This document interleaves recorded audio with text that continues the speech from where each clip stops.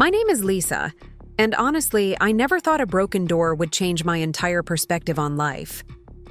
At 49, I figured I had most things figured out. I'd taught 5th grade for 23 years, survived a divorce that felt like it lasted longer than my actual marriage, and finally reached that place where I could sleep in on weekdays without feeling guilty about it.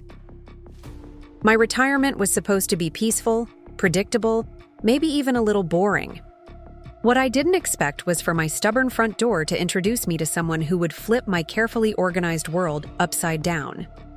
Before we jump back in, tell us where you're tuning in from, and if this story touches you, make sure you're subscribed, because tomorrow I've saved something extra special for you. You know how some people talk about their homes like they're living, breathing entities? Well, my colonial on Maple Street in Oakwood Heights definitely has a personality, and frankly, it's not always pleasant. The house was built in 1987, which means it's old enough to have character but young enough that I can't blame everything on historic charm. The front door, painted a cheerful shade of sage green that I'd carefully selected last spring, had been giving me trouble for months. It would stick when the humidity rose, refuse to close properly when it rained, and make this god-awful scraping sound every time I tried to open it that probably woke up half the neighborhood. I'd been putting off calling someone to fix it because, let's be honest, I'm stubborn. 23 years of teaching elementary school teaches you to solve problems yourself, to figure things out, to make do with duct tape and determination. But after 3 weeks of having to practically body slam my own front door just to get inside my house, I finally admitted defeat.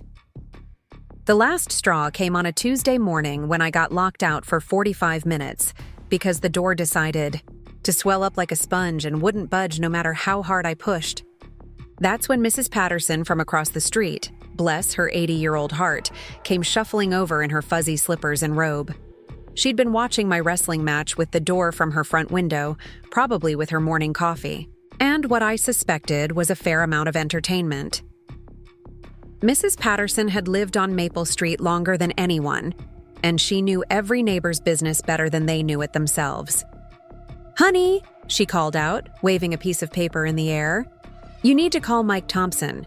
He fixed my bathroom sink last month and he's actually honest, which is saying something these days." She handed me a business card that looked like it had been through a washing machine. "Thompson Home Repairs," it read, with a phone number written in surprisingly neat handwriting. I looked at the card, then at my door, which seemed to be mocking me with its perfect stillness now that I wasn't trying to open it. "Is he reliable?" I asked, because the last handyman I'd hired had left my kitchen faucet in worse shape than when he'd started.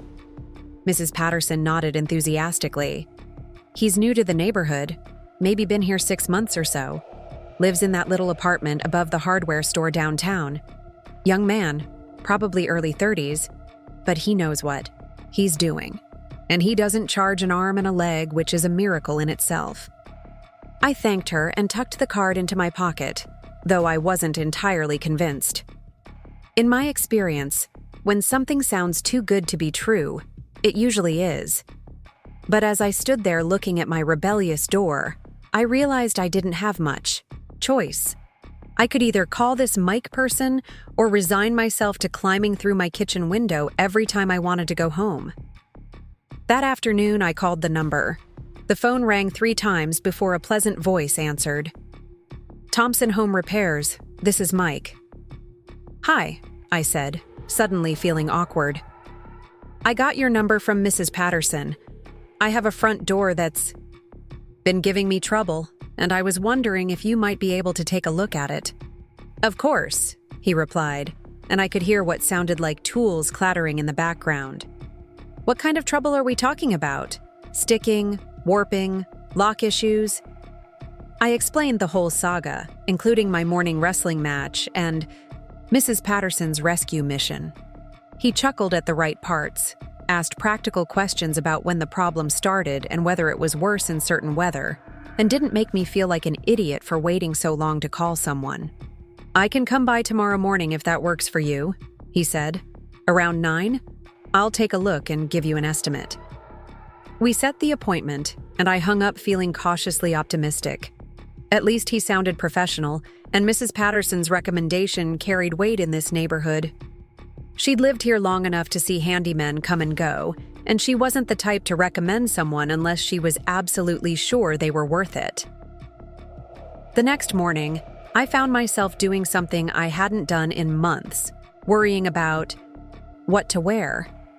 It wasn't that I was trying to impress anyone, I told myself. I just wanted to look presentable when a stranger came to my house. I settled on jeans and a comfortable sweater, tied my shoulder-length brown hair back in a ponytail, and made sure Whiskers, my orange tabby cat, was safely contained in the living room where he couldn't escape or trip anyone. At exactly 9:00, a white pickup truck pulled into my driveway. The truck looked well used but well maintained, with Thompson Home Repairs painted on the side in simple blue letters. I watched from my living room window as a man got out, grabbed a red toolbox from the truck bed, and walked toward my front door. My first thought was that Mrs. Patterson had been right about his age. He looked to be in his early 30s with brown hair that was slightly messy in a way that suggested he'd been working already that morning. He was wearing work boots, jeans with paint stains, and a navy blue t-shirt that had seen better days. There was something immediately trustworthy about him. Maybe the way he walked up to my door with confidence but not arrogance, or how he took a moment to actually look at the door before knocking. I opened the door, which of course chose that exact moment to cooperate perfectly, swinging open smoothly without so much as a whisper of resistance. Mike Thompson stood on my front step with a slight smile that suggested he'd encountered this phenomenon before. "Let me guess," he said, gesturing toward the door. "It's working perfectly now that I'm here to fix it." I laughed despite myself.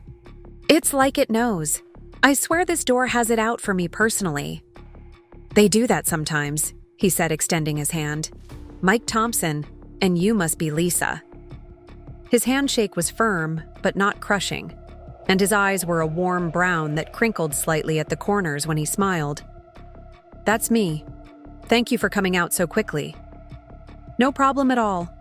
Mrs. Patterson gave me the full story when I ran into her at the grocery store yesterday. Apparently, your door wrestling match has become neighborhood entertainment." I groaned, covering my face with my hands. "Oh God, how many people saw that?"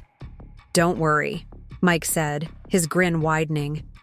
"She said it was the most excitement Maple Street has had in months. Mind if I take a look at the troublemaker?" I stepped aside to let him examine the door, trying not to feel self-conscious about the fact that I was watching him work. He ran his hands along the door frame, checking the hinges, testing how the door fit when it was closed. His movements were methodical and confident, like someone who'd done this hundreds of times before. "Definitely some swelling in the wood," he said after a few minutes. "And these hinges could use some attention. The door frame might need some adjusting too. It's not a huge job, but it'll take some time to do it right." "How much time are we talking about?" I asked. "Probably a couple of days, working around the weather. I'll need to plane down some of the door, adjust the frame, and replace these hinges." Preparing and narrating this story took us a lot of time, so if you are enjoying it, subscribe to our channel. It means a lot to us. Now back to the story. Plus, if we're doing it right, we should probably sand and repaint where I make adjustments. I nodded, though my heart sank a little. "And the cost?" Mike pulled out a small notebook and did some quick calculations. When he told me the price, I blinked in surprise. It was significantly less than I'd expected, especially given that he'd just described several days of work. "Are you sure that's right?" I asked. He looked up from his notebook, eyebrows raised. "You think it should be more?" "Well, no, but it seems very reasonable." "I'm still building my reputation in this area," he said with a shrug. "And honestly, it's nice to work for someone who appreciates good work. Mrs. Patterson told me you're a retired teacher, and I have a lot of respect for teachers. My mom taught high school for 30 years. There was something refreshing about his straightforward honesty. No sales pitch, no trying to upsell me on things I didn't need, just a fair price for honest work. "When could you start?" I asked. "How about Monday morning? That'll give me time to pick up materials and plan the work around the weather forecast." We shook hands again to seal the deal, and I watched him walk back to his truck. As he drove away, I realized I was looking forward to Monday in a way I hadn't anticipated. It wasn't just about getting my door fixed, though that would certainly be a relief. There was something about Mike Thompson that had caught my attention, something beyond his professional competence and reasonable prices. I spent the weekend puttering around my garden, pulling weeds and deadheading my roses while trying not to think too much about why I was excited about having a handyman come to fix my door. At 49, I'd thought I was past the point of getting butterflies over meeting someone new. My divorce had been finalized 2 years ago, and I'd settled into a comfortable routine of book club meetings, gardening, and the occasional dinner with my daughter Emma when she wasn't too busy with her own life. Monday morning arrived with the kind of perfect spring weather that makes you grateful to live in Ohio. The air was crisp but warming, with enough of a breeze to carry the scent of blooming lilacs from my neighbor's yard. I'd made sure to have coffee ready and had even bought some decent pastries from the bakery downtown, though I wasn't entirely sure why. Mike arrived promptly at 8:30, truck loaded with lumber and tools.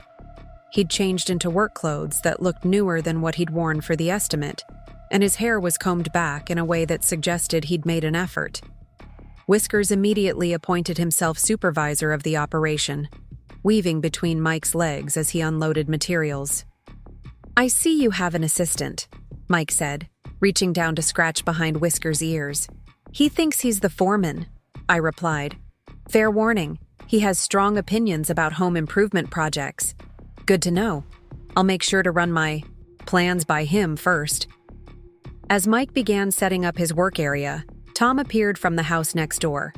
Tom was one of those neighbors who seemed to have an opinion about everything and wasn't shy about sharing it.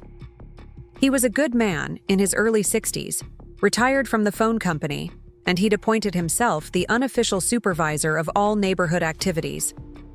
"Morning, Lisa," Tom called out, coffee mug in hand. "This the door specialist, Mrs. Patterson was talking about?" I introduced Mike and Tom, watching as they sized each other up in that way men do. Tom asked pointed questions about Mike's experience and methods, while Mike answered patiently and professionally. I could tell Mike was used to this kind of interrogation from protective neighbors. "Well," Tom said finally, "Mrs. Patterson vouched for you, and that's good enough for me. Just make sure you don't leave Lisa's house torn apart. She's been dealing with that door long enough." After Tom retreated to his own yard, Mike turned to me with an amused expression. "Protective neighbor? The whole street looks out for each other," I explained. "It's actually kind of nice, even when it feels like living in a fishbowl sometimes." Mike nodded and got to work, starting with carefully removing the door from its hinges. The process was more involved than I'd expected, requiring patience and precision to avoid damaging the frame or the door itself. I found myself fascinated by his methodical approach, the way he took time to examine each component before making adjustments. "Mind if I ask how you got into this line of work?" I said as he worked. "Started helping my dad when I was a kid," Mike replied, not looking up from what he was doing. "He was a carpenter, taught me that if you're going to do something, you might as well do it right the first time." After college, I worked in an office for a few years, but I kept thinking about how much I missed working with my hands, creating something tangible. "What did you study in college?" "Business administration," he said with a laugh. "Spent 4 years learning about spreadsheets and profit margins, then realized I'd rather fix doors and make people's lives a little easier."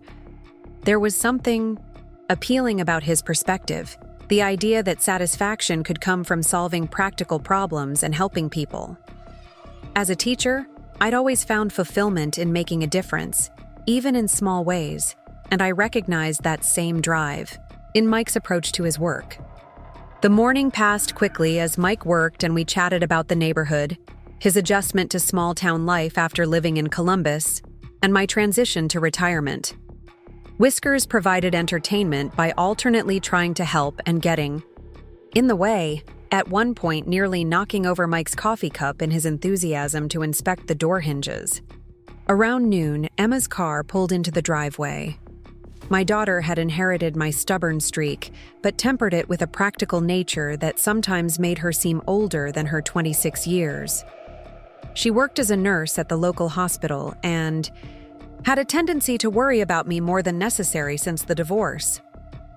"Mom!" she called out as she approached the front door. "I thought I'd stop by on my lunch break and see how the door project is going." I introduced Emma to Mike, watching as she gave him the same careful assessment Tom had earlier. Emma was protective of me in a way that was touching, but sometimes overwhelming, especially when it came to men. She'd never really approved of my ex-husband, and she'd made it clear that she thought I was better off alone than settling for someone who didn't appreciate me. "How's it going so far?" Emma asked, examining Mike's work. "Your mom's door was definitely fighting back," Mike said, wiping sweat from his forehead. "But I think we're winning." Emma smiled, and I could see her initial wariness beginning to fade.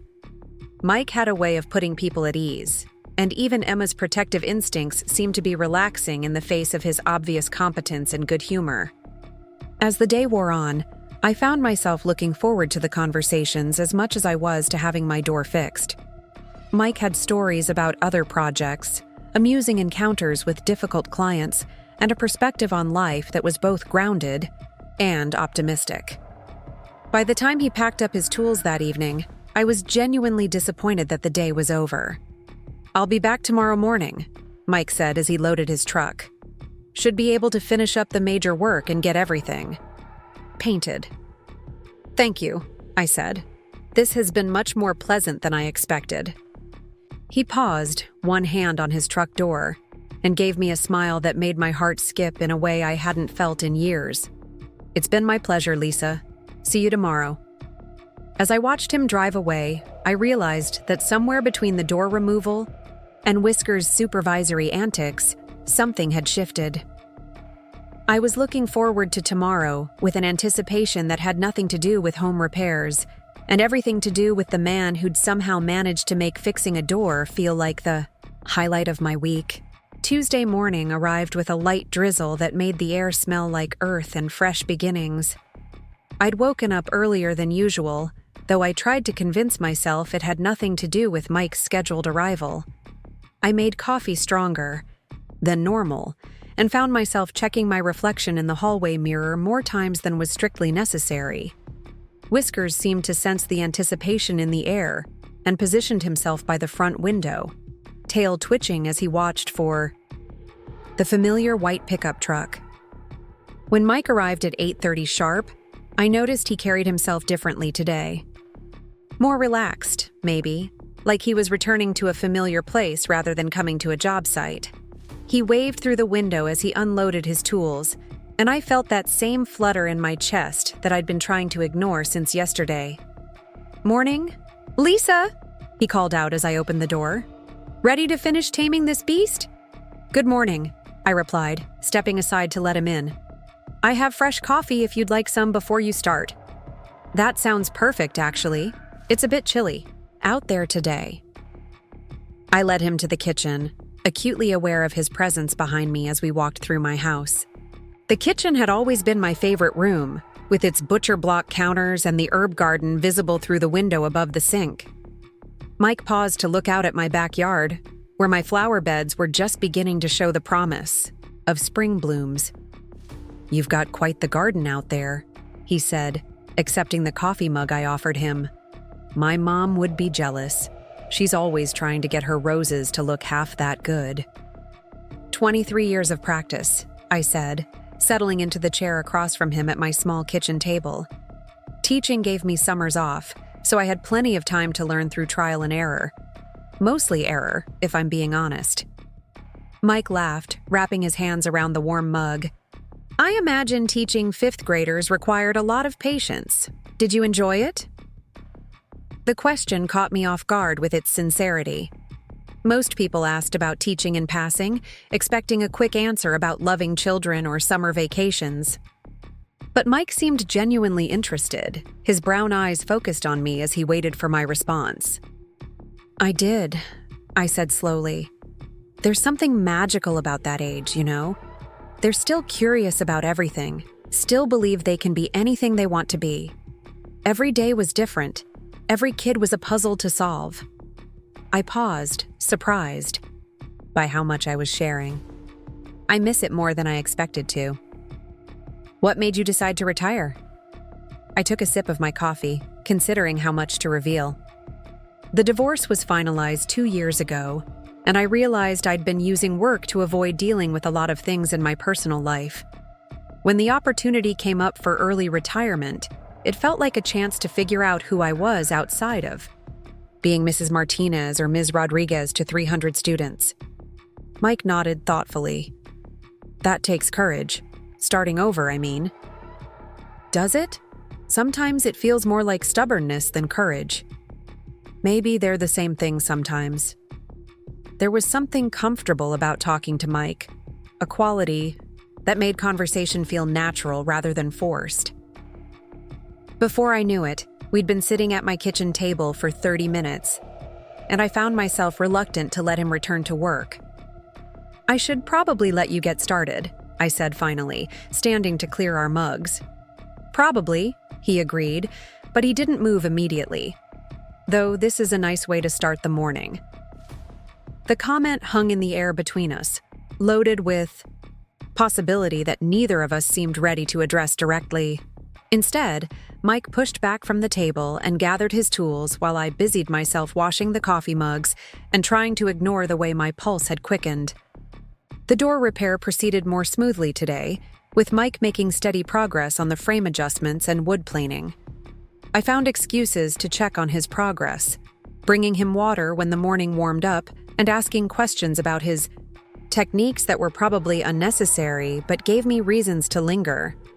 Around 10:30, Carlos emerged from his house 3 doors down, music already blasting from the portable speaker he carried everywhere.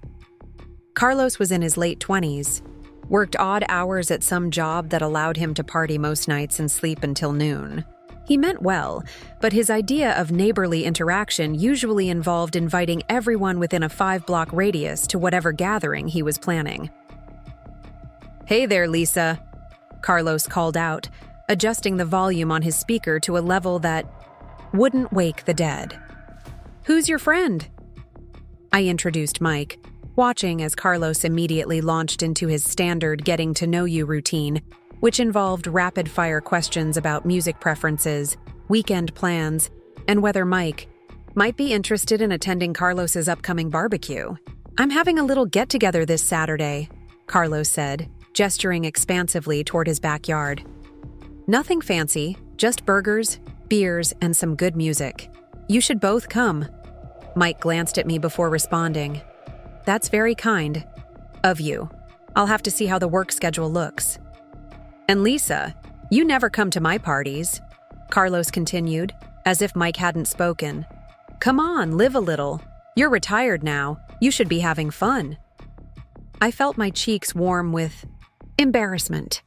"Carlos, I'm sure Mike doesn't want to hear about my social life." "Why not? You're both single. You're both awesome. Seems like the universe is trying to tell you something.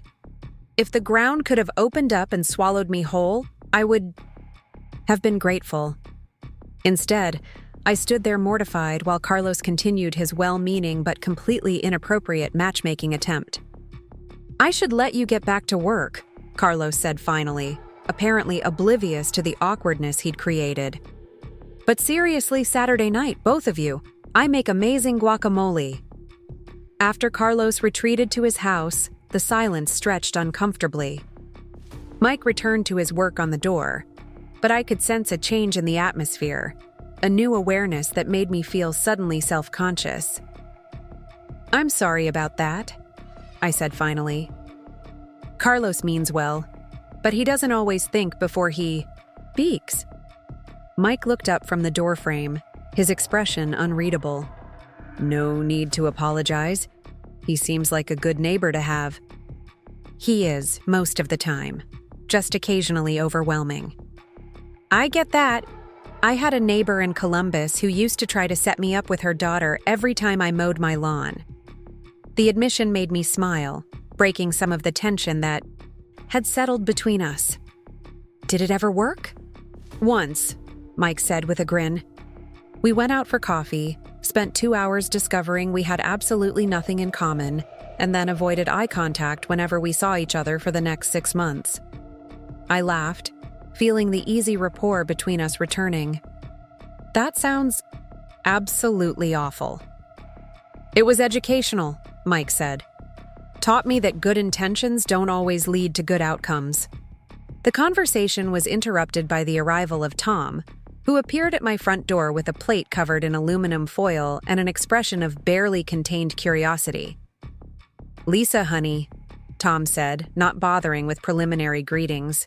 My wife made too many muffins this morning, and she insisted I bring some over. She thought your door repairman might appreciate a snack. I accepted the plate, recognizing the gesture for what it was. Tom's wife's way of getting a closer look at Mike and his work. Tom had clearly been dispatched on a reconnaissance mission. That's very thoughtful, I said. Mike, would you like a muffin? Tom's wife makes the best blueberry muffins in the neighborhood. Mike wiped his hands on his work shirt and accepted the offered muffin with genuine appreciation. Thank you, Tom. This is really kind. Tom beamed, clearly pleased with Mike's response. She'll be thrilled to hear you enjoyed it. She takes her baking very seriously.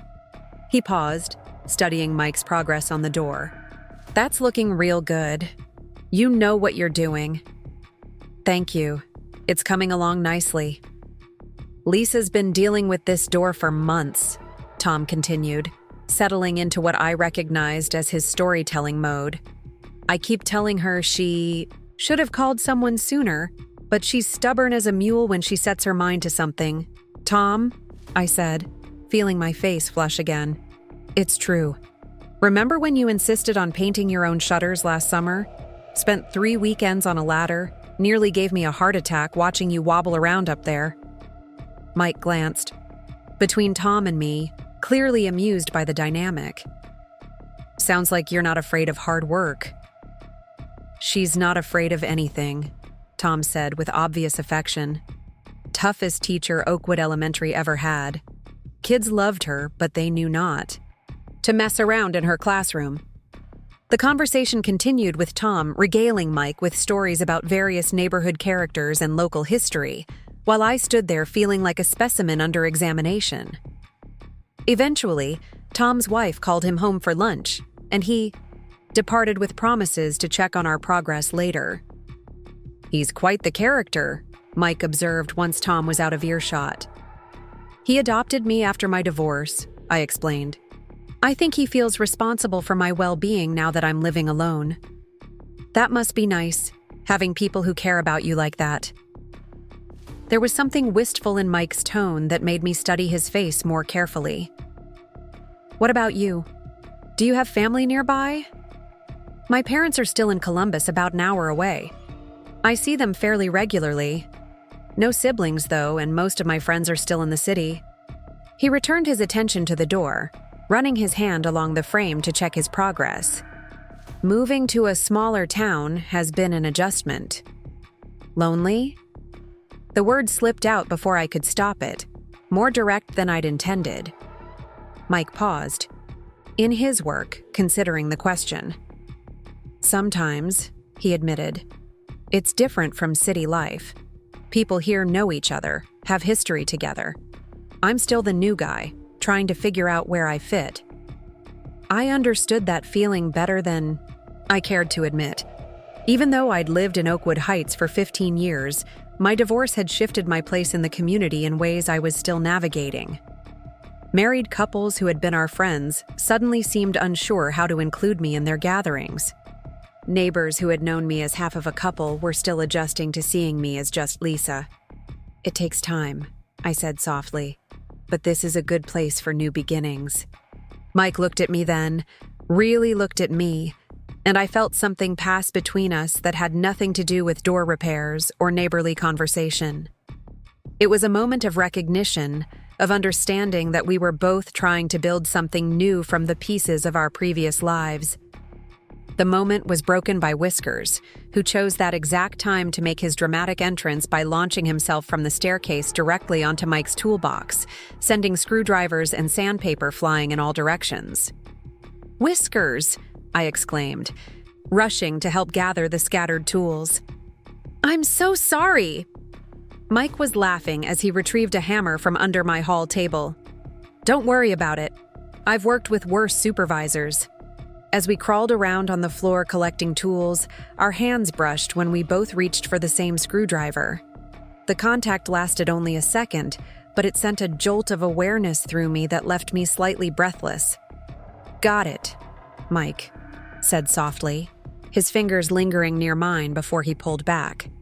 I sat back on my heels, looking at this man who had appeared in my life to fix a simple door problem and somehow made me feel more alive than I had in months. The afternoon sunlight streaming through my front windows caught the flecks of gold in his brown eyes, and I found myself wondering what it would be like to know him as more than just my handyman. The thought both thrilled and terrified me. At 49, I'd assumed that chapter of my life was closed, that I'd missed my chance for the kind of connection that made your heart race and your palms sweat. But sitting on my hallway floor with tools scattered around us and Whiskers looking supremely satisfied with the chaos he'd created, I felt the unmistakable stirring of possibility. "I should probably get back to work," Mike said, though he made no immediate move to stand up. "Probably," I agreed, though I was in no hurry to break the spell of the moment. We eventually returned to our respective tasks, but something had shifted between us. The conversations became more personal. The glances lasted longer, and the comfortable silences felt charged with unspoken possibilities. By the time Mike packed up his tools that evening, I knew that whatever was happening between us had moved far beyond a simple business transaction. "I'll be back tomorrow to finish up," Mike said as he loaded his truck. "Should be able to get everything painted and put back together." "I'll see you in the morning," I replied, standing in my doorway and watching him drive away. As his taillights disappeared around the corner, I realized I was already counting the hours until tomorrow, and it had absolutely nothing to do with getting my door fixed. Wednesday morning brought with it the kind of gentle warmth that promised a perfect spring day. I'd spent the previous evening rearranging my living room twice, ostensibly to give Mike better access to the front door area, but really because I couldn't sit still. The anticipation of seeing him again had kept me awake far longer than I cared to admit, and I'd finally given up trying to sleep around 5:30, opting instead to make an elaborate breakfast I probably wouldn't eat. When Mike's truck pulled into my driveway at 8:15, I felt my stomach do that familiar flip that I was beginning to associate with his arrival. Through the window, I watched him gather his painting supplies and what looked like new hardware for the door. He moved with the same confident ease I'd come to admire, but there was something different about him today. Maybe it was the way he paused to look at my house before walking to the door, or how he seemed to take his time crossing the lawn, but I sensed a shift in his demeanor. "Good morning," I said as I opened the door, immediately noticing that he'd traded his usual work-stained t-shirt for a newer one in a deep blue that brought out his eyes. "Morning, Lisa," he replied, and his smile seemed warmer somehow, more personal than professional. "Beautiful day for finishing up this project." "It is," I agreed, though I felt a pang of disappointment at the reminder that today would likely be our last day working together. "I made coffee, and there are some pastries from downtown if you'd like something before you start." "You don't have to keep feeding me," Mike said, but he was already following me toward the kitchen. "I know. I don't have to. I want to." The admission hung between us as we settled at my kitchen table with our coffee.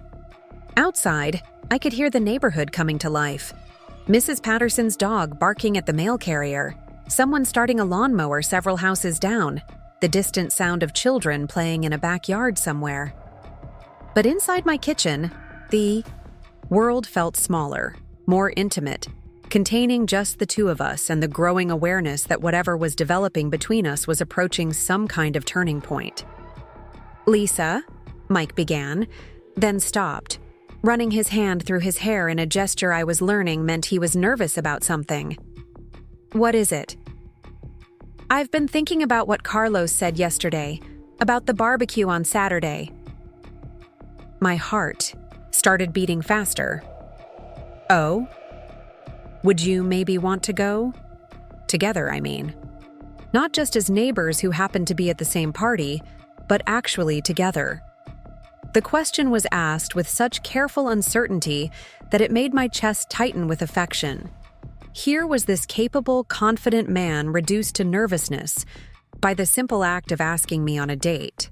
Because that's what this was, I realized. My first real date in over 3 years. "I would like that," I said softly. "I would like that very much." The relief on Mike's face was so pronounced that I wondered if he'd actually expected me to say no. "Really?" "Really. Though I should warn you, Carlos's parties can be a bit overwhelming. He tends to invite the entire neighborhood and play music loud enough to wake the dead." "Sounds perfect," Mike said with a grin that made my pulse race. "I like knowing you'll be there to translate the neighborhood dynamics for me." We finished our coffee in an atmosphere that felt lighter somehow, charged with the promise of Saturday evening and whatever might come after. When Mike finally headed outside to begin the day's work, I found myself humming as I cleaned up the kitchen, a habit I'd lost somewhere during the long, difficult months leading up to my divorce. The morning progressed with Mike applying primer to the areas he'd sanded and repaired, while I attempted to focus on my own tasks around the house. But I kept finding excuses to check on his progress, bringing him water when the sun grew stronger, and asking questions about the painting process that were probably unnecessary, but gave me reasons to be near him. Around 10:30, Emma's car pulled into the driveway. My daughter had a way of showing up at the most inconvenient times, usually armed with concerns about my well-being and suggestions for how I should be living my life. I loved her dearly, but her protective instincts sometimes felt more like interference, especially now that I was finally starting to feel like myself again. "Hi, Mom," Emma called out as she approached the front door, where Mike was carefully painting the trim around the frame. "How's the project coming along?" "Nearly finished," Mike replied, stepping back to let her examine his work. "Just need to get the final coat on and install the new hardware." Emma studied the door with the critical eye she'd inherited from me, looking for flaws or shortcuts that might indicate substandard work. I could see her reluctant approval as she took in the smooth, professional finish and the obvious care Mike had taken with the details. "It looks really good," she admitted. "Much better than I expected when Mom told me she was hiring someone she'd never met." "Emma?" I said, feeling heat rise in my cheeks. "What?" "I worry about you living alone and letting strangers into the house. It's a legitimate concern." Mike set down his paintbrush and turned to face Emma fully. "Your mother was smart to be cautious." Mrs. Patterson's recommendation helped, but Lisa still checked my references and asked all the right questions before hiring me. I felt a surge of gratitude for the way Mike defended my judgment without making Emma feel foolish for her concerns. It was a delicate balance, acknowledging her protectiveness while asserting my independence, and he'd navigated it perfectly. "I know Mom can take care of herself," Emma said, her tone softening slightly. "I just want to make sure other people know that too." The conversation was interrupted by the arrival of Ryan, Emma's boyfriend, who pulled up in his beat-up Honda Civic with the music playing just loud enough to announce his presence. Ryan was a nurse at the same hospital where Emma worked, and they'd been dating for about a year. He was a good man, patient with Emma's tendency to worry and protective instincts, and I'd grown fond of his easygoing nature. "Hey, Mrs. Rodriguez," Ryan called out as he approached the group. "Emma said you were getting some work done on the house." I introduced Ryan to Mike, watching as they shook hands and sized each other up in that subtle way men do. Ryan was more relaxed about meeting new people than Emma, probably because his job at the hospital had exposed him to all kinds of personalities and situations. "The door looks great," Ryan said, genuinely admiring Mike's work. "My landlord could learn a thing or two about proper maintenance." "Thanks," Mike replied. "It's been a good project to work on." Emma glanced between Mike and me, her expression thoughtful in a way that made me nervous. My daughter had always been perceptive, able to read situations and emotions with an accuracy that had served her well in nursing, but sometimes made her a challenging person to keep secrets from. "Mom, do you have plans for lunch?" Emma asked. "Ryan and I thought we might take you out to that new place downtown." "That's sweet of you, but I should probably stay here in case Mike needs anything while he finishes up." "I'll be fine," Mike said quickly. "Don't change your plans on my account." "Are you sure?" I asked, though the truth was I didn't want to leave. The day felt too precious, too full of possibility to waste on a lunch I hadn't asked for. "Absolutely. I'll probably be wrapped up by the time you get back anyway." Emma's eyes narrowed slightly, and I could see her putting pieces together in that analytical way of hers. "Actually, Mom, why don't we just grab sandwiches from the deli and eat here? That way we can all visit while Mike finishes his work." Before I could object, Emma was already making plans, assigning Ryan the task of picking up lunch while she stayed to help me with something inside. I recognized the maneuver for what it was. Emma wanted to interrogate me about Mike without him overhearing. As soon as Ryan left for the deli and Mike returned to his painting, Emma cornered me in the kitchen with the determination of someone who would not be deterred. "Okay, Mom, what's really going on here?" "What do you mean? Mike is fixing my door, just like I told you." "Please, I've seen the way you two look at each other, and you're practically glowing. This is more than just a handyman job." I felt my cheeks warm under Emma's scrutiny. My daughter might be 26, but she had the observational skills of someone twice her age, and lying to her had never been an option. "We've become friendly," I said carefully. "He's easy to talk to." "Friendly," Emma repeated, her tone suggesting she wasn't buying my evasive answer. "Mom, when was the last time you showed this much interest in anyone?" "I don't know what you mean." "You made pastries from the good bakery downtown, and you're wearing makeup on a Wednesday morning to supervise door repair." I touched my face self-consciously, having forgotten about the light makeup I'd applied earlier. "I always wear makeup."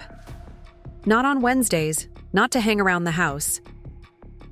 Emma's expression softened, shifting from interrogation mode to concern. "Mom, I'm not trying to give you a hard time. I just want to make sure you're being careful with your heart." The genuine care in her voice made my defenses crumble slightly. "Emma, I'm 49 years old. I think I can handle getting to know someone without supervision." "I know you can, but you've been hurt before and I don't want to see that happen again." What if I don't want to spend the rest of my life being careful? The words came out more forcefully than I'd intended, surprising both of us. What if I want to take some risks, make some mistakes, maybe even fall in love again?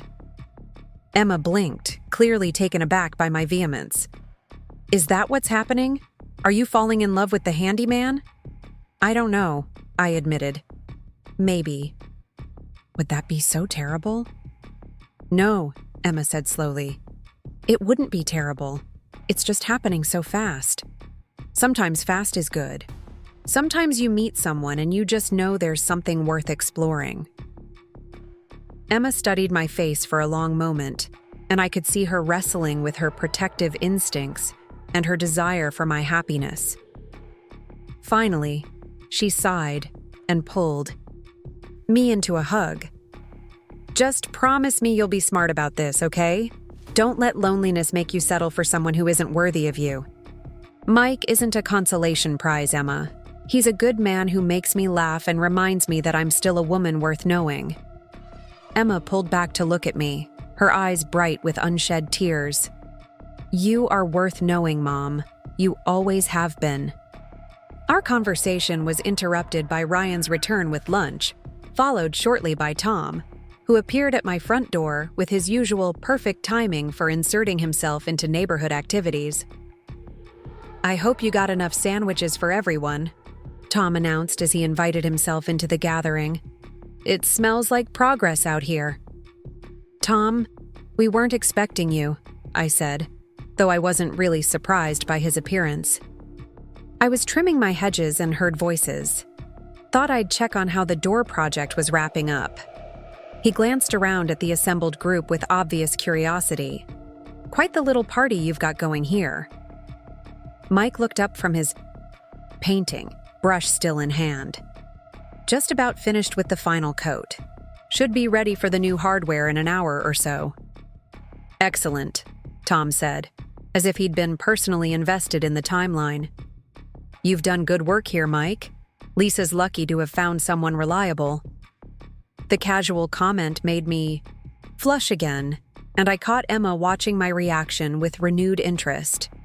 It was becoming increasingly difficult to hide my feelings about Mike when every innocent comment seemed loaded with meaning.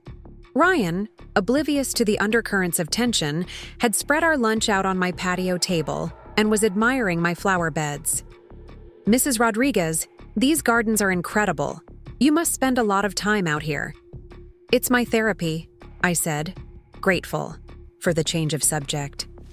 "Something about working with my hands, watching things grow." "I can understand that," Mike said, joining our conversation while his paint dried. "There's satisfaction in creating something beautiful, fixing something that was broken."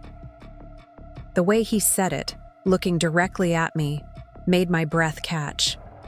We weren't just talking about gardens and door repairs anymore, and everyone seemed to sense it. Emma cleared her throat deliberately. "So, Mike, how long have you been in Oakwood Heights?" "About 6 months. I moved here from Columbus when I decided to start my own business." "What made you choose this area?" "I wanted to be somewhere people still knew their neighbors, where work meant something more than just a paycheck. Plus, my mom grew up not far from here, so I had some connection to the area." Tom nodded approvingly. "Smart choice. This is a good community for someone starting fresh." As we ate lunch together on my patio, I found myself observing the dynamics of this unlikely gathering. Emma gradually relaxed as she got to know Mike better, asking thoughtful questions about his work and background. Ryan contributed his easy humor, keeping the conversation light when it threatened to become too serious. Tom appointed himself the unofficial neighborhood historian, regaling Mike with stories about local characters and traditions. And Mike handled it all with grace, answering Emma's protective questions without taking offense, laughing at Ryan's jokes, and listening to Tom's stories with genuine interest. He was being incorporated into my life's ecosystem, and it was happening so naturally that it took my breath away. After lunch, as Mike returned to installing the new door hardware and the others prepared to leave, Emma pulled me aside one more time. "I like him," she said quietly. "He's different from Dad.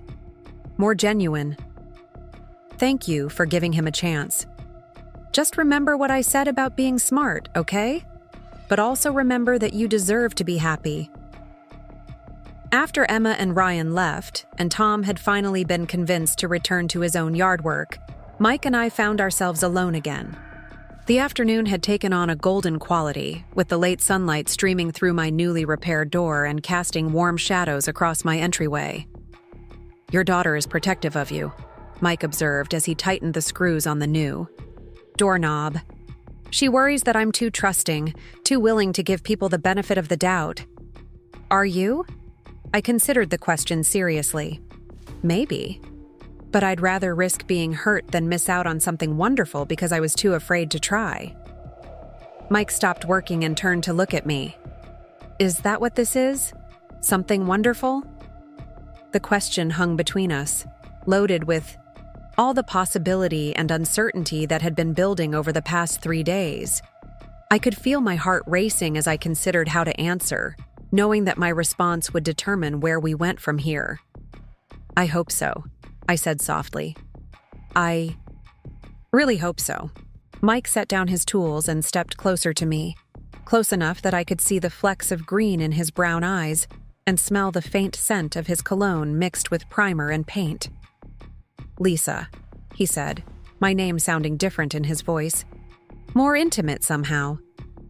"I want you to know that this job, getting to know you, it's been the best part of moving to Oakwood Heights." "Mike," I whispered, not trusting my voice to say more. "I know we just met, and I know this is probably crazy, but I feel like I've been waiting for you without even knowing it." Before I could respond, before I could overthink or second guess or let fear override the moment, Mike leaned down and kissed me. It was gentle at first, tentative, giving me the chance to pull away if I wanted to. But I didn't want to. Instead, I found myself kissing him back, my hands finding their way to his shoulders as 3 days of building attraction finally found its expression. When we finally broke apart, both of us slightly breathless, Mike rested his forehead against mine. "Was that okay?" he asked quietly. "It was perfect," I replied, surprised by the steadiness of my own voice. "Good," he said with a smile that made my knees weak. "Because I've been wanting to do that since yesterday morning." "Only yesterday?" I teased. "Well, maybe since Tuesday, possibly Monday when you first opened the door." I laughed, feeling giddy and alive in a way I hadn't experienced in years. "And here, I thought you were just here to fix my door." "Oh, I'm definitely fixing your door," Mike said, glancing over at his nearly completed work. "But I'm hoping for a much longer-term project." "What kind of project?" "The kind where I get to keep coming back, where I get to know what makes you laugh, what makes you worry, what you dream about when you can't sleep at night." "That sounds like a very extensive project," I said, my heart full of hope and possibility. The best ones usually are. As the afternoon faded into evening and Mike put the finishing touches on my door, I realized that somewhere between the first stubborn stick of the latch and that perfect first kiss, my life had shifted onto an entirely new trajectory. The door that had caused me so much frustration had become the catalyst for something beautiful. Something I'd stopped believing was possible for me. "All finished," Mike announced, swinging the door open and closed several times to demonstrate its smooth operation. "One perfectly functioning front door, guaranteed not to trap you outside or inside ever again." "Thank you," I said, running my hand along the smooth, freshly painted surface. "It's beautiful." "You're welcome, though I have to admit, I'm a little sad the job is over." "It doesn't have to be over," I said, surprising myself with my boldness. "I mean, Saturday is still happening, and I'm sure I can find other things around the house that need attention."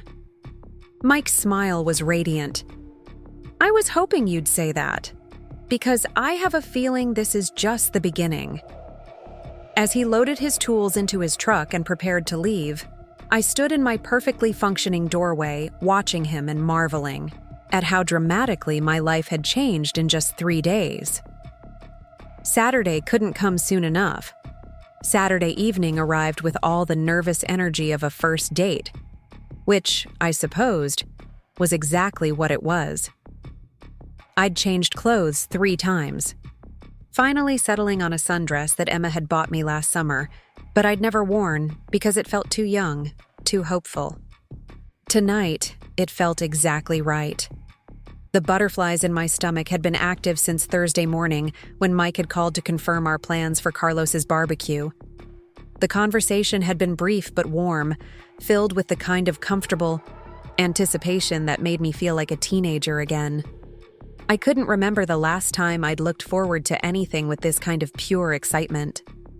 At 6:30, Mike's truck pulled into my driveway, and I watched through my living room window as he stepped out wearing khakis and a button-down shirt that brought out the blue in his eyes.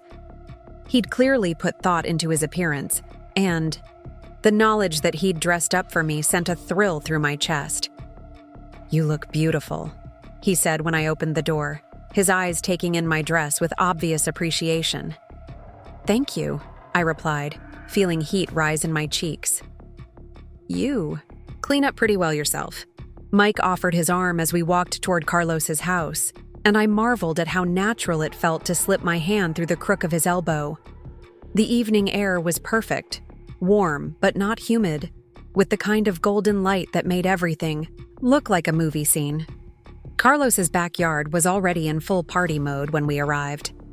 String lights hung between trees, creating a magical canopy overhead, while tables laden with food surrounded a central area where neighbors mingled with drinks in hand. The promised music played at a volume that was enthusiastic, but not overwhelming, and the scent of grilling burgers filled the air. "Lisa!" Carlos called out the moment he spotted us, rushing over with arms outstretched and a grin that could have powered the entire light display.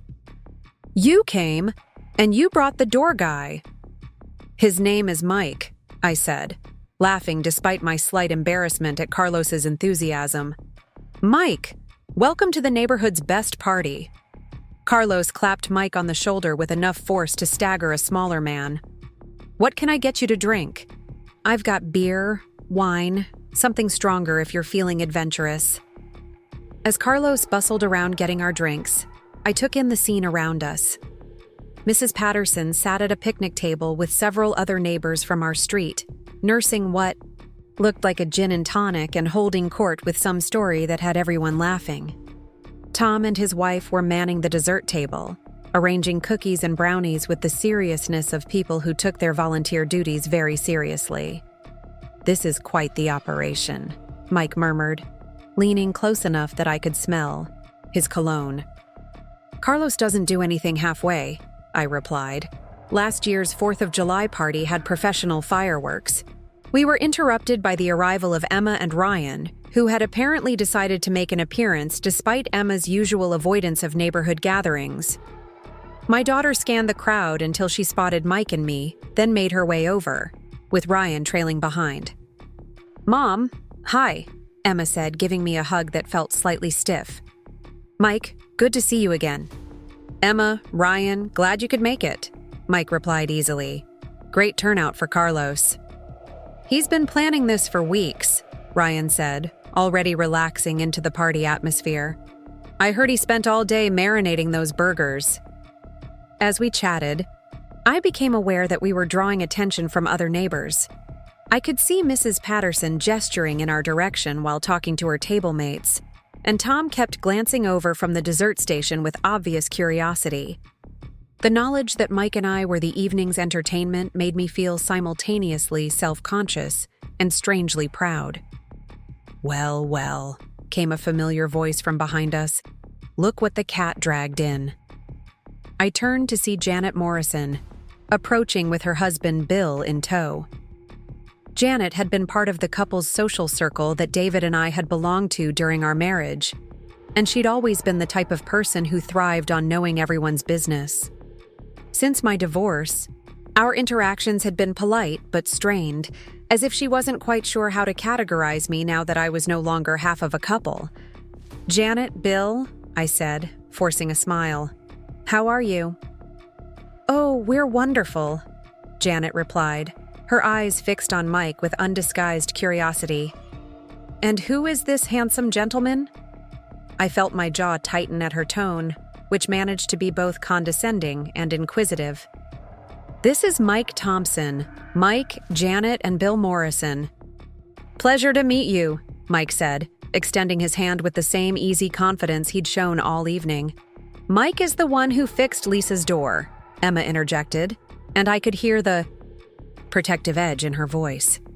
"Oh," Janet said, her eyebrows rising slightly. "How nice. And now you're dating?" The directness of the question caught me off guard, and I felt heat flood my cheeks. Before I could formulate a response, Mike stepped smoothly into the breach. "Lisa and I are enjoying getting to know each other," he said with a smile that was polite but firm. "She's wonderful company." "I'm sure she is," Janet replied, though her tone suggested she found the situation mildly scandalous. "It's just so soon after, well, you know." "After what?" Mike asked, his voice still pleasant, but with an undertone that suggested he wouldn't tolerate any disrespect toward me. The divorce, of course, Janet said, as if it should be obvious. David and Lisa were married for 15 years. It takes time to adjust to being single again. I felt my face burning with mortification, but before I could speak, Emma stepped forward with the protective fierceness I'd seen her display since childhood when someone threatened something she cared about. My mother has been adjusted for quite a while now, Emma said coolly. And frankly, Janet, her personal life isn't really anyone's business but her own. The tension in our little circle was becoming palpable, and I could see other partygoers beginning to notice the uncomfortable dynamic. Mike placed a gentle hand on my lower back, a gesture of support that was subtle but unmistakable. You know what? Mike said with a diplomatic smile. I think I promised Carlos I'd check out his famous guacamole. Lisa, would you like to come with me? That sounds perfect, I replied gratefully, allowing him to guide me away from Janet's judgmental scrutiny. As we walked toward the food table, I could feel Emma and Ryan following close behind, while Janet and Bill remained where we'd left them, probably dissecting the entire encounter for anyone willing to listen. I'm sorry about that, I said quietly once we were out of earshot. You have nothing to apologize for, Mike replied firmly. Some people just don't know when to mind their own business. She's not usually that bad, I said, though even as I spoke the words, I realized they weren't entirely true. Janet had always been prone to gossip and judgment, qualities that had become more pronounced since my divorce. Mom? Emma said, catching up to us at the guacamole station. Are you okay? I'm fine, sweetheart. Just annoyed at myself for letting her get under my skin. She was way out of line, Ryan added, loading chips with Carlos's famous guacamole. Some people need to learn boundaries. Mike nodded in agreement, then turned to face me fully. Lisa, I want you to know that I don't care what anyone thinks about us being here together. I'm proud to be your date tonight. The sincerity in his voice made my heart swell with affection and gratitude. Here was a man who was willing to stand beside me in the face of neighborhood gossip and small-town judgment, who saw me as someone worth defending. Thank you, I said softly. That means more to me than you know. Our moment was interrupted by Carlos, who appeared beside us with the energy of someone who'd been sampling his own party beverages. Everything okay over here? He asked, glancing between our group and where Janet and Bill were still standing. I saw some intense conversation happening. Just some people who need to update their social skills, Emma said dryly. Carlos nodded knowingly. The Morrisons. Yeah, they can be a little judgmental. Don't let them ruin your night. This party is about celebrating good people and good times. As if to emphasize his point, Carlos grabbed Mike's arm and began introducing him to other neighbors who were genuinely welcoming and interested in meeting someone new.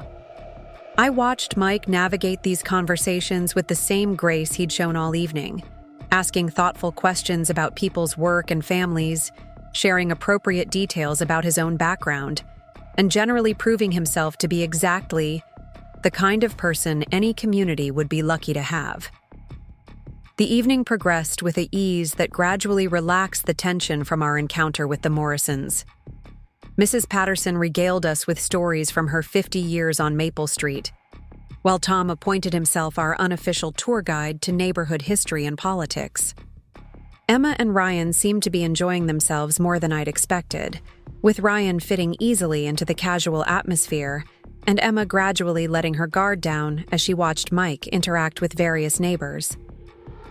Around 9 o'clock, as the sun was setting and the string lights began to twinkle more prominently, Carlos announced that it was time for his traditional party games.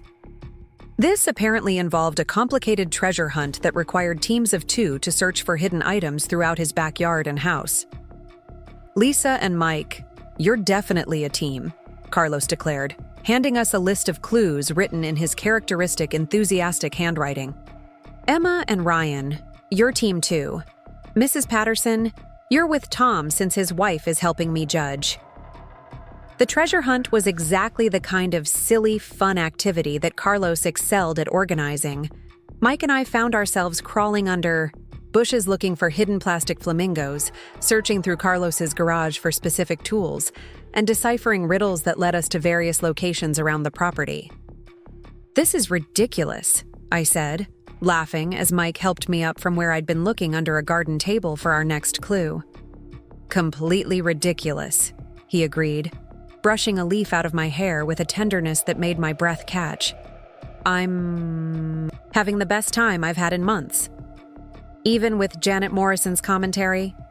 "Especially with Janet Morrison's commentary," Mike said with a grin.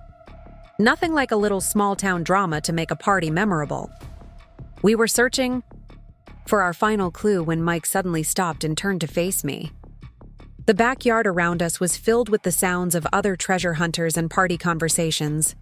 But in that moment, it felt like we were completely alone. "Lisa," he said, his voice serious in a way that made my heart start racing. "What is it?" "I need to ask you something, and I want you to know that I'm completely serious." My pulse quickened, and I found myself holding my breath as I waited for him to continue. "I know we've only known each other for a week, and I know this might sound crazy, but I need to ask you something important." "Okay," I whispered, not trusting my voice to work properly. Mike took a deep breath, his eyes never leaving mine. "Lisa, I'm 49 years old, and I've never met anyone who makes me feel the way you do. I know it's fast.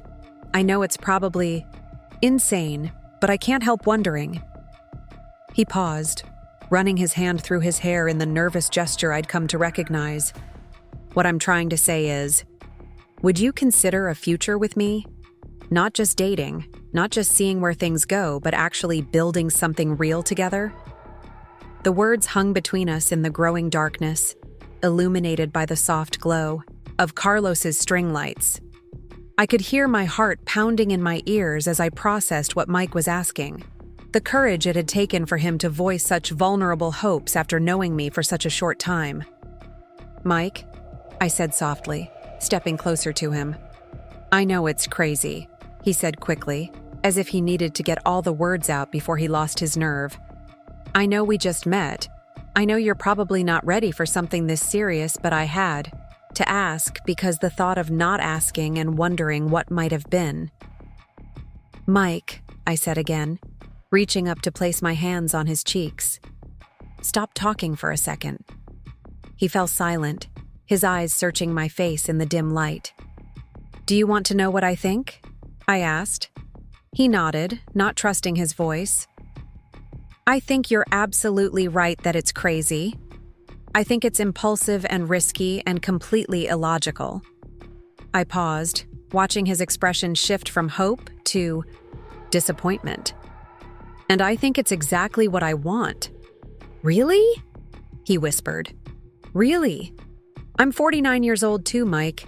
I spent 15 years in a marriage that felt safe but never felt alive. I don't want safe anymore. I want whatever this is between us, even if it scares me to death." Mike's smile was radiant in the soft light, and before I could say anything else, he was kissing me again, this time with a passion and certainty that left no doubt about his feelings.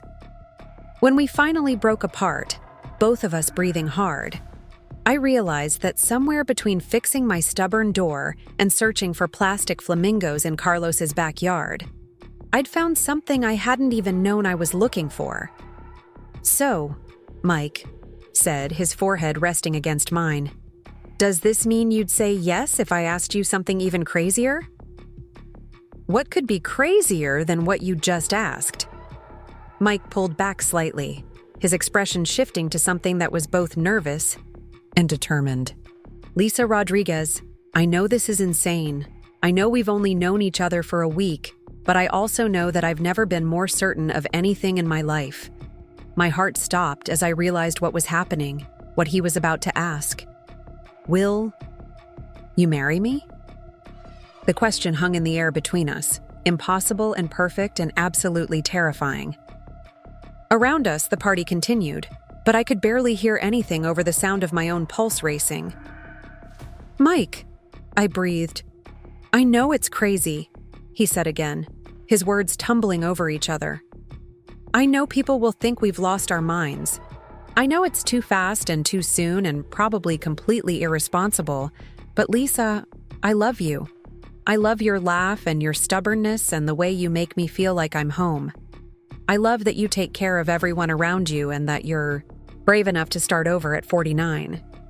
I love that you kissed me back when I was terrified you'd run away screaming." Tears were streaming down my face now, and I could see Mike's eyes bright with emotion in the dim light. "I don't have a ring," he continued. "And I know this isn't romantic or planned or any of the things a proposal should be. But I couldn't wait another day to ask you because life is short and uncertain, and I don't want to waste any more time pretending I'm not already completely in love with you." "Yes," I whispered, the word escaping before I could think it through, before I could consider all the logical reasons why this was impossible. "Yes?" Mike's voice was filled with disbelief and hope. "Yes," I said more firmly, laughing through my tears. "Yes, I'll marry you, Mike Thompson. I'll marry you even though it's crazy, even though we barely know each other, even though everyone will think we've lost our minds." Mike whooped with joy, spinning me around in the middle of Carlos's backyard while I laughed and cried simultaneously. When he set me down, we were both grinning like fools, holding each other as if we couldn't quite believe what had just happened. "We're really doing this?" I asked, still trying to process the magnitude of what we'd just decided. "We're really doing this," Mike confirmed, kissing me again with a tenderness that made my knees weak. Our moment was interrupted by Emma's voice calling out from across the yard. "Mom, did you find the last clue?" "We found something even better," I called back, unable to keep the glee out of my voice. "What?" Emma asked, approaching with Ryan close behind. I looked at Mike, who nodded encouragingly, then turned to face my daughter with the biggest smile I'd ever worn. "We just got engaged." The silence that followed was so complete that even the party noise seemed to fade. Emma stared at us with an expression that cycled rapidly through confusion, shock, and something that might have been panic. "You what?" she said finally. "Mike asked me to marry him," I said, reaching for his hand. And I said yes. "Mom," Emma said carefully, "you've known him for a week." "I know. A week, Mom. 7 days. I can count, Emma." "This is insane. You're both insane." "Probably," I agreed cheerfully. "But it's the good kind of insane." Emma looked at Ryan, who shrugged with the easy acceptance that made him such a good match for my daughter's intense personality. "Congratulations," Ryan said, stepping forward to shake Mike's hand. "I think it's great when people know what they want." "Ryan," Emma hissed. "What? They're adults, Em. They can make their own decisions." "But it's been a week." "So? Some people date for years and still end up divorcing. Some people know right away. There's no rule book for this stuff." Emma stared at her boyfriend as if he'd grown a second head, then turned back to me with the expression of someone trying to solve a complex mathematical equation. "Mom, are you sure about this? Really, truly sure?" I looked at Mike, who was watching this family drama unfold with patient understanding, then back at my daughter, who was struggling to reconcile her protective instincts with her desire for my happiness. "Emma, I have never been more sure of anything in my entire life." "But what if you're wrong? What if you're just caught up in the excitement of meeting someone new?" "Then I'll be wrong," I said simply. "But Emma, what if I'm right? What if this is exactly what it feels like when you meet the person you're supposed to spend your life with? What if all those fairy tales about love at first sight aren't fairy tales at all?" Emma's expression softened slightly, and I could see her internal struggle playing out across her face. Finally, she sighed and stepped forward to hug me. "I think you're completely crazy. she murmured against my ear. "But I also think you deserve to be happy. And if Mike makes you happy, then I'm happy for you." "Thank you, sweetheart," I whispered back. "That means everything to me." When Emma pulled back, she turned to Mike with an expression that was both warning and acceptance. "You better take good care of her." "I plan to spend the rest of my life doing exactly that," Mike replied solemnly. "Good, because if you hurt her, I know where you live and I have access to medical supplies." Mike laughed, recognizing the threat for the expression of love it actually was. Understood. Our little drama had apparently attracted the attention of other partygoers because we suddenly found ourselves surrounded by curious neighbors who'd noticed the commotion. Carlos appeared at the center of the group, his eyes bright with excitement and alcohol. "What's all the excitement about?" he demanded. "Did someone find extra treasure?" "Better than treasure," Mike said, putting his arm around my waist. "Lisa just agreed to marry me." The silence that followed was even more complete than Emma's had been, stretching long enough that I began to worry we'd shocked everyone into catatonia. Then Carlos let out a whoop that probably woke every dog in a 3-block radius. "Are you serious? That's amazing. Lisa, you dark horse, you didn't tell me you were dating anyone seriously." "We weren't," I said, laughing at the confusion on people's faces. "Until tonight." "Until tonight? How long have you two been together?" "A week," Mike said proudly. "A week and you're engaged? That's either the most romantic thing I've ever heard or the craziest." "Both," I said, leaning into Mike's embrace. "Definitely both." The news spread through the party like wildfire, generating reactions that ranged from genuine excitement to barely concealed shock. Mrs. Patterson made her way over with the speed of someone half her age, her eyes bright with curiosity and delight. "Lisa, dear," she said, taking my hands in hers. "Is it true? Are you really getting married?" "It's true, Mrs. Patterson. No, it seems sudden." "Sudden?" Mrs. Patterson laughed. "Honey, I knew my Harold for 3 days before he proposed, and we were married for 52 years before he passed. When you know, you know." Her words sent a wave of relief through me, validation that what Mike and I were doing wasn't completely insane, that sometimes love really does happen in an instant and last forever. The rest of the evening passed in a blur of congratulations, questions about wedding plans we hadn't had time to make, and more toasts than any sane person should consume. By the time the party began winding down around midnight, Mike and I were both exhausted, but exhilarated, still clinging to each other as if we couldn't quite believe what had happened. As we walked back to my house, Emma and Ryan trailing behind, I marveled at how dramatically my life had changed in the span of a single evening. This morning, I'd been a recently divorced retired teacher with a newly fixed door. Tonight, I was an engaged woman with a future full of possibilities I'd never dared to imagine. "Are you having second thoughts?" Mike asked quietly as we reached my front door. "Not even for a second," I replied, turning to face him in the soft glow of my porch light. "Are you?" "Never," he said, kissing me gently. "Though I should probably warn you, I have terrible morning breath and I steal covers." "I snore and I hog the bathroom," I countered. "Perfect. We're made for each other." As Mike headed home and Emma and Ryan prepared to leave, my daughter pulled me aside one more time. "Mom, I meant what I said earlier. I'm happy for you, even if I think you're both completely insane." "Thank you, sweetheart. I know this is a lot to process." "It is. But you know what? You look happier than I've seen you in years, and that's worth a little insanity." After everyone left, I stood in my quiet house, looking at the door that had started this entire adventure. Tomorrow, I'd wake up as an engaged woman. In a few months, I'd be married again, this time to a man who saw me as I really was and loved me anyway.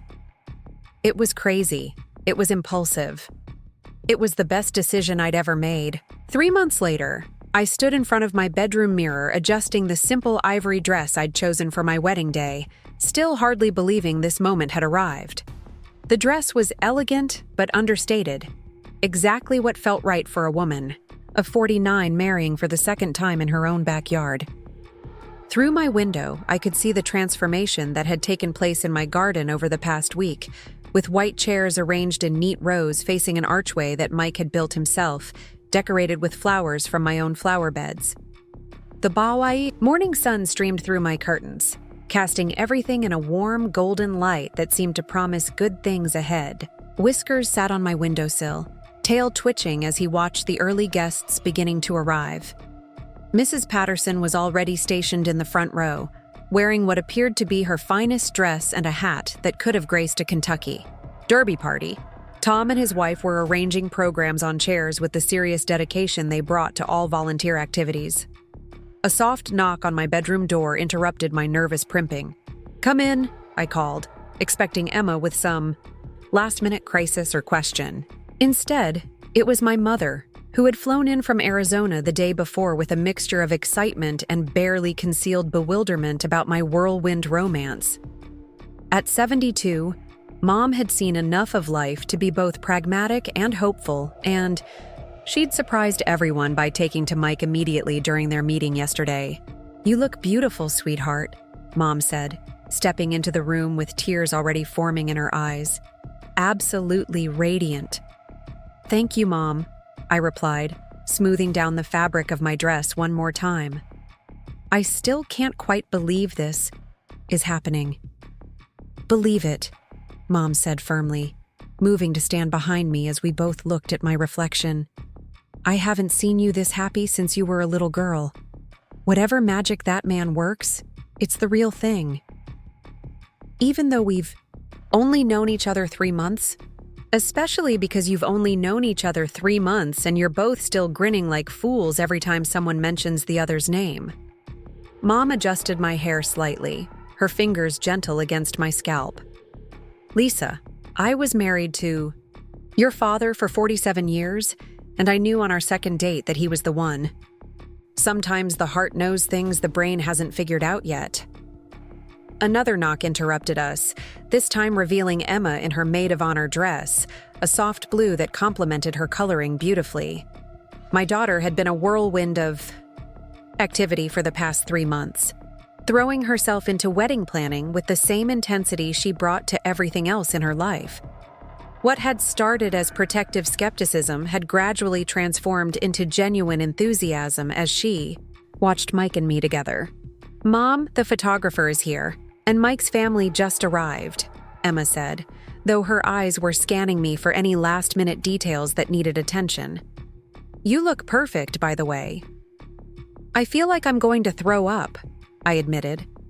"That's completely normal," Emma said with the authority of someone who'd helped plan dozens of hospital weddings for staff members. "It means you care. It means this matters."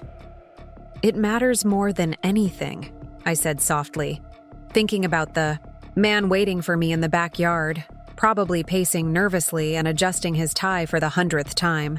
The past 3 months had been a blur of getting to know each other's families, planning a small ceremony, and navigating the reactions of friends and neighbors to our sudden engagement. There had been challenges, certainly.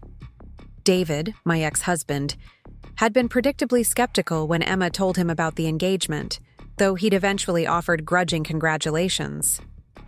Some of the neighbors had needed time to adjust to the idea that quiet, predictable Lisa Rodriguez had fallen head over heels, in love with the new handyman in town.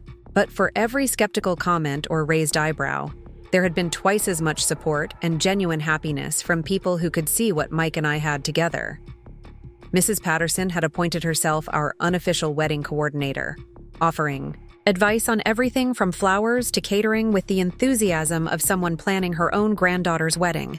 Carlos had insisted on providing the music and had spent weeks creating what he called the perfect romantic playlist for our reception. "Are you ready for this?"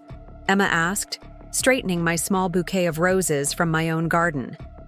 "I've been ready since the moment he asked," I replied, surprised by the steadiness of my own voice. Good, because there's no backing out now. I've seen the guest list, and half the neighborhood is out there. Mrs. Patterson would never forgive you if you left her stranded after she bought that hat specifically for this occasion. I laughed, feeling some of my nervous energy transform into excitement. We can't disappoint Mrs. Patterson. Absolutely not. Are you ready to go downstairs? Dad's here to walk you down the aisle. The mention of my father made my heart clench with both joy and sadness. Dad had driven up from Florida specifically for the wedding, despite his arthritis, making travel difficult. At 75, he'd been initially concerned about the speed of my relationship with Mike, but a single conversation between the two men had apparently resolved any doubts he might have had. I made my way downstairs carefully, mindful of my heels on the wooden steps. The house felt different today, filled with the energy of celebration and the promise of new beginnings.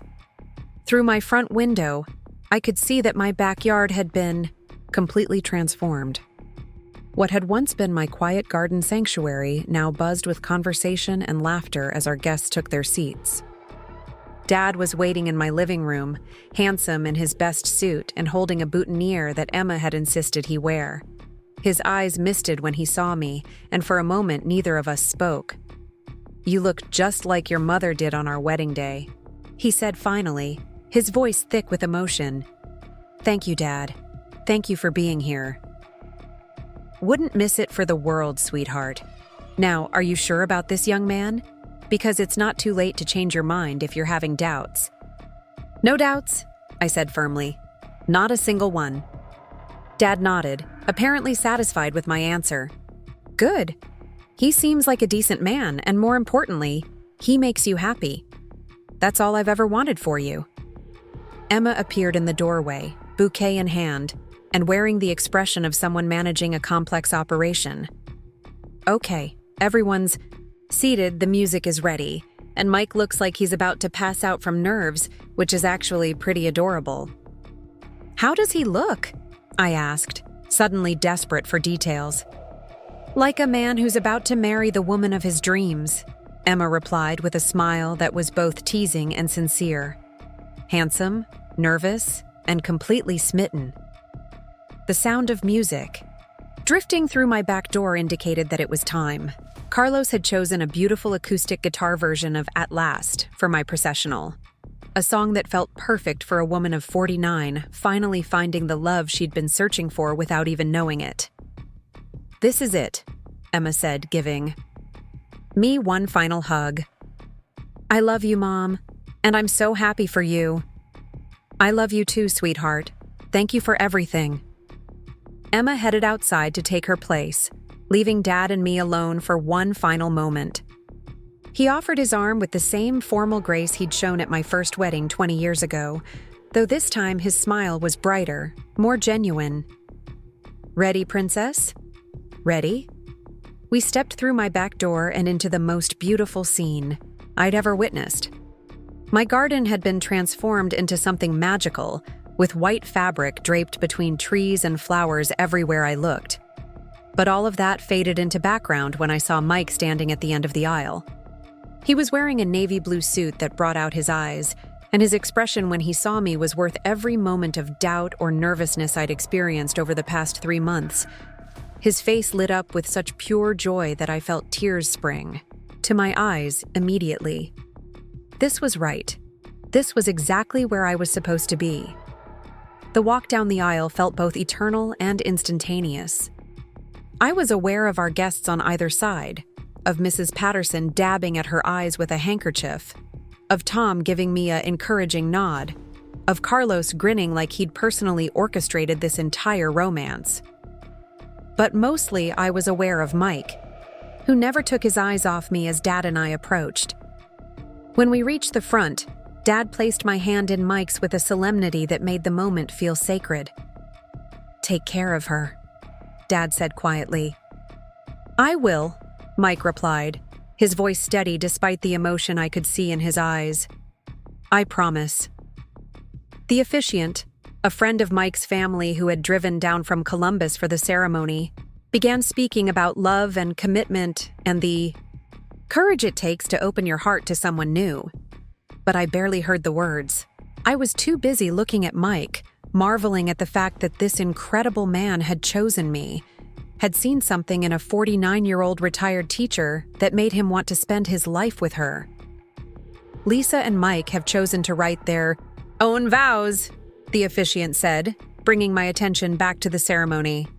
Mike, would you like to begin? Mike nodded, pulling a folded piece of paper from his pocket with hands that shook slightly. Lisa, he began, his voice carrying clearly across the garden.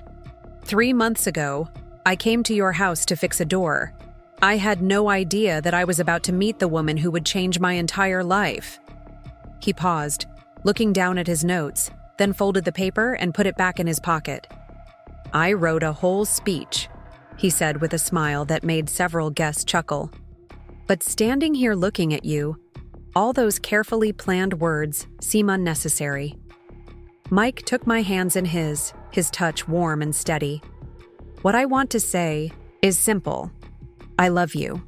I love your stubbornness and your kindness and the way you make me feel like I'm home wherever you are.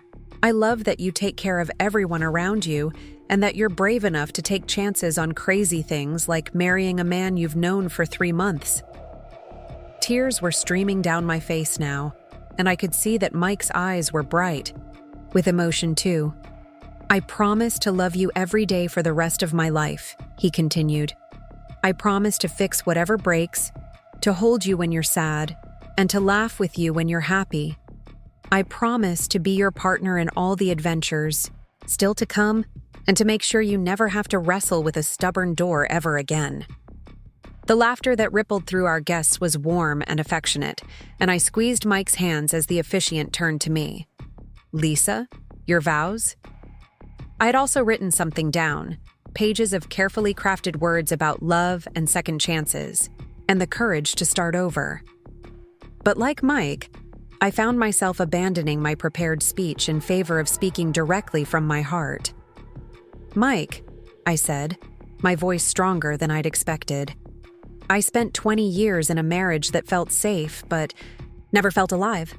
I thought that part of my life was over, that at 49 I was too old for grand gestures and fairy tale endings. I looked out at our guests, at Emma, who was crying openly now, at my parents who were holding hands and smiling, at Mrs. Patterson, who was practically glowing with happiness. Then you showed up to fix my door, I continued, turning back to Mike. And you reminded me that life doesn't end at 49. You showed me that it's never too late to fall completely, ridiculously, wonderfully in love. Mike's smile was radiant, and I could see him fighting back tears of his own. I promise to love you with the same courage you showed when you asked me to marry you after knowing me for a week, I said. I promise to be your partner, your best friend, and your biggest supporter. I promise to garden with you and argue with you and grow old with you, and to never, ever take for granted the miracle of finding you. The officiant smiled at both of us. The rings? Emma stepped forward with the simple gold bands we'd chosen together, and I watched Mike's hands shake slightly as he slipped my ring onto my finger. When it was my turn, I took his hand in mine and looked into his eyes as I repeated the words that would make us husband and wife. By the power vested in me by the state of Ohio, the officiant said, his voice carrying across the silent garden, I now pronounce you husband and wife. Mike, you may kiss your bride. Mike's kiss was tender and passionate and full of promise, and when we broke apart, the cheer that went up from our guests was loud enough to wake everyone in a 3-block radius. Mrs. Patterson was on her feet. Applauding, Tom was whistling with his fingers, and Carlos was pumping his fist in the air like his favorite team had just won the World Series. As we walked back down the aisle as husband and wife, I caught sight of Janet Morrison sitting in the back row with her husband, looking like she'd bitten into something sour. But even her obvious disapproval couldn't dampen my spirits. I was married to the most wonderful man I'd ever met, surrounded by people who loved us both. and I had never been happier in my entire life. The reception that followed was exactly what Mike and I had hoped for. Relaxed, joyful, and full of the kind of genuine celebration that can't be manufactured or planned. Carlos's playlist was perfect, mixing romantic standards with upbeat songs that got even Mrs. Patterson out on the makeshift dance floor Tom had assembled in my backyard. The food, catered by a local restaurant that specialized in comfort cuisine, was delicious and abundant. But the best part was watching Mike interact with my family and friends as my husband rather than my boyfriend. There was something different about the way people approached him now, an acceptance and inclusion that warmed my heart. Emma spent much of the evening introducing Mike to various relatives as my stepfather, a title that seemed to please him enormously. "Mrs. Thompson," Mike said as we swayed together during our first dance as husband and wife. "How does that sound?" "Perfect," I replied, resting my head against his shoulder. Everything about this day has been perfect. Even Janet Morrison's running commentary during the ceremony? I laughed, having noticed Janet's whispered observations to her husband throughout the vows. Especially Janet Morrison's commentary. It wouldn't be a proper neighborhood event without someone being scandalized. Well, we've certainly given them something to talk about. The best scandal Maple Street has seen in years, I agreed. As the evening wore on and our guests began to drift away, Mike and I found ourselves sitting on my back porch, now officially our back porch, watching the cleanup crew that Emma had insisted on hiring. I was still wearing my wedding dress, though. I'd kicked off my shoes hours ago and Mike had loosened his tie and rolled up his sleeves. "So," Mike said, taking my hand in his, "what do you think? Was it worth the risk?" "Marrying a man I'd known for a week? Absolutely crazy," I replied. "Best decision I ever made." "No regrets?" "Not a single one." "You?" "Only that I didn't meet you sooner." We sat in comfortable silence, watching the last of our guests say their goodbyes. Mrs. Patterson stopped by the porch on her way out, still wearing her magnificent hat and beaming like she'd personally arranged our entire romance. "Lisa, dear," she said, "this has been the most beautiful wedding I've attended in years. You two are going to be very happy together." "Thank you, Mrs. Patterson," I replied, "for everything. The recommendation, the support, the enthusiasm." "Oh, honey, I just introduced you. You two did all the hard work." She patted Mike's shoulder affectionately. "You take good care of our Lisa, young man." "Yes, ma'am," Mike replied solemnly. "That's exactly what I plan to do." After Mrs. Patterson left, Emma approached with Ryan in tow, both of them looking slightly emotional in the way that comes at the end of important days. "Mom," Emma said, sitting down on the porch steps, "I owe you an apology." "For what?" "For doubting this. For thinking you were making a mistake. For not trusting that you knew what you were doing." She looked at Mike with genuine affection. "You two are perfect together, and I should have seen that from the beginning." "You were being protective," Mike said gently. "That's what daughters do. I respect that about you." "Well, you're stuck with me now," Emma said with a grin. "Welcome to the family, Mike." "Happy to be here," Mike replied, and I could tell he meant it. After Emma and Ryan left, and the cleanup crew had finished restoring my backyard to something resembling its normal state, Mike and I were finally alone. We sat on the porch swing he'd installed as a wedding gift to ourselves, listening to the sounds of the neighborhood settling into evening quiet. "So what happens now?" I asked, curled up against his side. "Now we live happily ever after," Mike said simply. "Is it really going to be that easy?" "Probably not," Mike admitted. "We'll probably have our first fight within a month, and I'll probably leave the toilet seat up and drive you crazy. And you'll probably get annoyed when I track mud through the house after working outside." "That sounds terrible," I said, laughing. "It sounds perfect," Mike corrected. "It sounds like real life, the kind worth building together." As we sat there in the gathering darkness, I thought about the journey that had brought us to this moment. 6 months ago, I'd been a divorced woman struggling with a stubborn door and wondering if the best parts of my life were behind me. Tonight, I was a newlywed with a husband who made me laugh every day and a future full of possibilities I'd never dared to imagine. "Mike," I said softly. Thank you. For what?" "For seeing something in me worth loving. For being brave enough to ask me to marry you after a week. For making me believe in fairy tales again." Mike tightened his arms around me. "Thank you for saying yes. Thank you for taking a chance on us. Thank you for being exactly the woman I didn't know I was looking for." We stayed on the porch until well past midnight, talking and planning and simply enjoying the luxury of being newlyweds with nowhere else to be. When we finally went inside, I paused at my front door, the door that had started this entire adventure.